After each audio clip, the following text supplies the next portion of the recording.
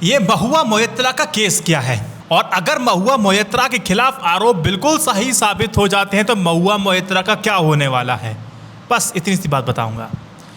दोस्त देखिए, इस कहानी में टोटल 4 कैरेक्टर हैं, 4 अहम किरदार हैं।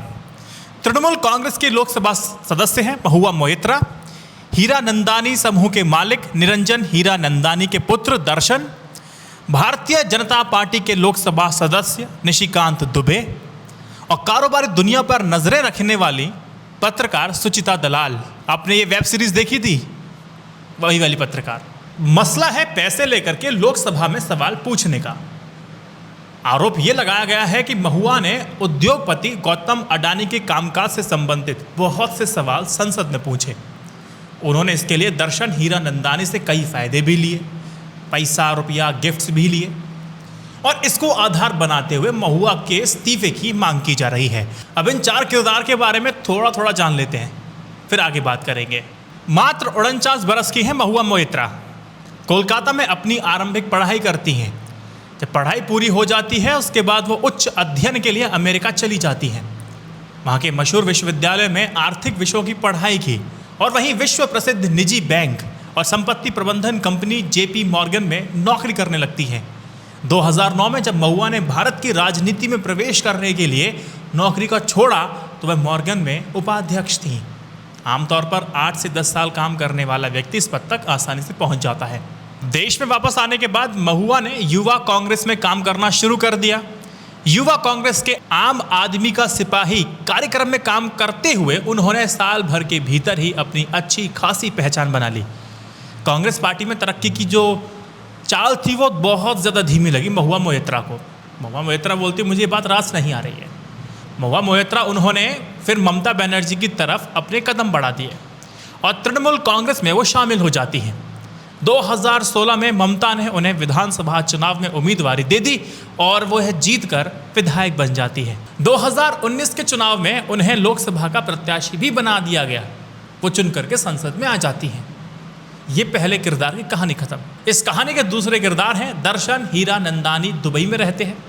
भवन निर्माण वगैरह से इनके जुड़े हुए काम है। भवन निर्माण वगैरह से जुड़े हुए काम करने वाली हीरानंदानी समूह का 20 से 25 हज़ार करोड़ रुपए का कारोबार है। निरंजन चार्टर्ड अकाउंटेंट थे। उन्होंने भवन निर्माण के कारोबार की शुरुआत तकरीबन कोई 4 दशक पहले की थी। अब उनका जो ग्रुप है, जो उनका समूह है, दुनिया की 100 सबसे बड़ी कंपनियों में शामिल है। अब पैसे लेकर के सवाल पूछने का आरोप महुआ पर लोकसभा में सबसे पहले लगाने वाले भारतीय जनता पार्टी के सांसद निशिकांत दुबे हैं। इस चेहरे से आप परिचित बहुत अच्छे खासे होंगे। निशिकांत दुबे राजनीति में आने से पहले एसर उद्योग समूह में एक उच्चाधिकारी हुआ करते थे। कहानी का ये तीसरा पात्र 2009 में पहली बार लोकसभा में आया था। झारखंड की सियासत में विवादों के बादल निशिकांत के आसपास हमेशा से तैरते रहे हैं, मंडराते रहे हैं।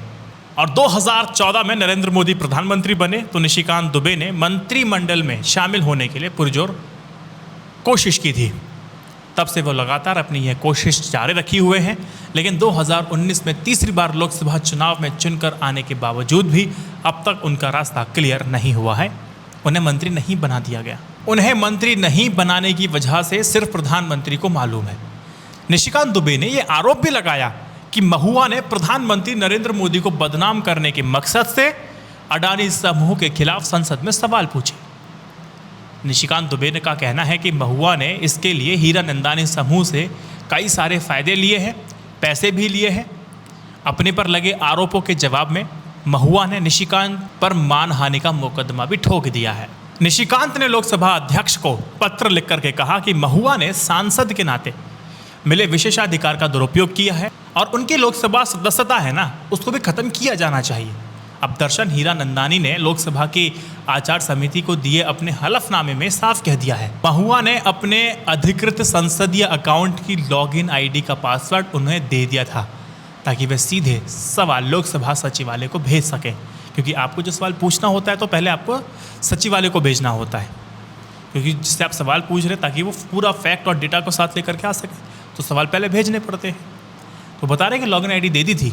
महुआ का कहना है कि 2-3 दिन पहले तो हीरानंदानी समूह ने सार्वजनिक बयान दिया था कि सारे आरोप बेबुनियाद हैं। अब दर्शन से ये हलफनामा प्रधानमंत्री कार्यालय ने दबाव डाल करके दाखिल कराया है। अच्छा, क्यों कराया है? क्योंकि उन्हें धमकी दी गई है कि अगर वो ऐसा नहीं करेंगे तो उनके सारे सरकारी ठेके हैं ना, उसको रद्द कर दिया जाएगा और समूह का पूरा कारोबार चौपट हो जाएगा।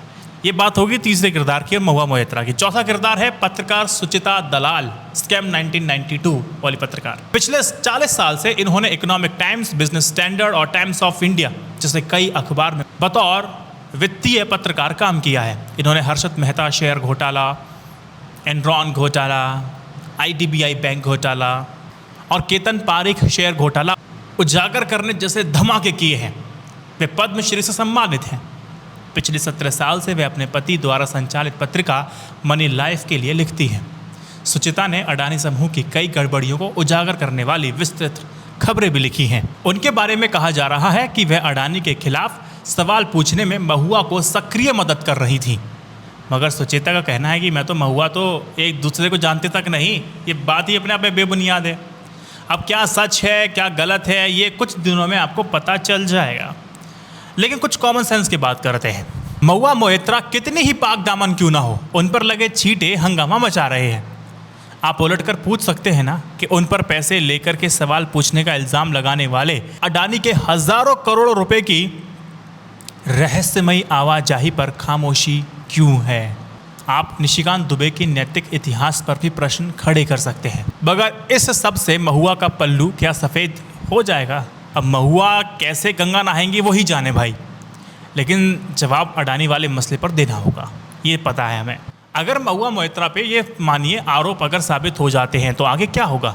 अगर किसी भी तरह से ये साबित हो जाता है कि महुआ की लोकसभा लॉगिन ID और पासवर्ड का इस्तेमाल किसी और ने, आप में बेहद गंभीर हो जाएगा। आरोप इतने गंभीर हैं तो माना जा सकता है कि हीरानंदानी के पास सबूत के तौर पर कुछ ना कुछ तो होगा साहब। और अगर आरोपों से सबूत मैच हो जाते हैं तो कमेटी जांच के बाद किसी सज़ा की सिफारिश कर सकती है। सज़ा को अंजाम तक पहुंचाने के लिए सबसे पहले संसद में एथिक्स रिपोर्ट रखी जाती है। उसके बाद सहमति के आधार पर उस पर संसद के खिलाफ एक्शन लिया जा सकता है, जिस पर जांच चल रही थी। अब कार्रवाई को लेकर के फैसला लेने के अधिकार स्पीकर के पास होते हैं। यूँ तो इस कहानी को यहीं ख़त्म हो जाना चाहिए था कायदे में, लेकिन इसमें एक नया एंगल और आ जाता है, वो है हेनरी का। यह एक रॉटविलर ब्रीड का एक कुत्ता है जिसकी कस्टडी को लेकर के महुआ और देहाद्राही के बीच बीते 3 साल से विवाद चल रहा है। हेनरी फिलहाल महुआ के पास है, जिसे जया अनंत देहाद्राई अपने पास चाहते हैं। जया अनंत देहाद्राई ने 20 अक्टूबर को महुआ मोइत्रा पर नया आरोप लगाया। उनके आरोप के अनुसार महुआ ने कहा है कि वह हेनरी को उन्हें तब लौटाएंगी अगर वह सवाल पूछने के बदले कैश लेने के मामले में हीरानंदानी ग्रुप के साथ उनके संबंध को लेकर के CBI से की गई शिकायत वापस लेंगे। देहाद्राही ने सोशल मीडिया पर कहा, मैं साफ कह देना चाहता हूं कि मैं CBI को जानकारी दूंगा। महुआ और देहाद्राई दोनों ने एक दूसरे पर हेनरी को चुराने का आरोप लगाया है। नौबत यहाँ तक आ गई है कि मामले में पुलिस में भी केस दर्ज करवा दिया गया है। तो ये महुआ मोइत्रा केस में ये सब चल रहा है। वो 4 कैरेक्टर कौन थे इसका भी इतिहास मैंने आपको बता दिया। इस वीडियो को शेयर कीजिए और जनता को बताइए कि महुआ मोइत्रा केस में क्या चल रहा है। जय Hind, Vande Mataram. Stay updated, stay educated, सत्यमेव जयते। नमस्कार।